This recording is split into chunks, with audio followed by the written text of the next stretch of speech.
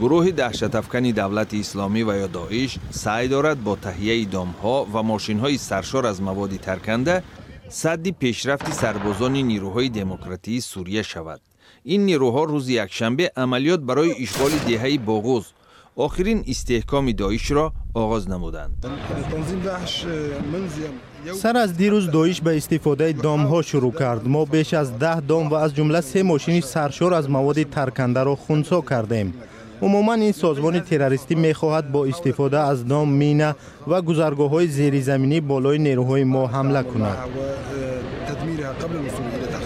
اشغال دهه باغوز واقع در شرق سوریه معنای شکستی کامل به نام خلافت داعش را خواهد داشت که در سال 2014 مناطق زیادی عراق و سوریه را تحت تصرفش قرار داده بود. به قبل نیروهای دموکراتی سوریه در ساعتهای اول عملیات جنگجویان تنها از پناهگاه‌های زیر زمینی آتش گشوده به واسطه تونل‌ها غیب می‌زدند.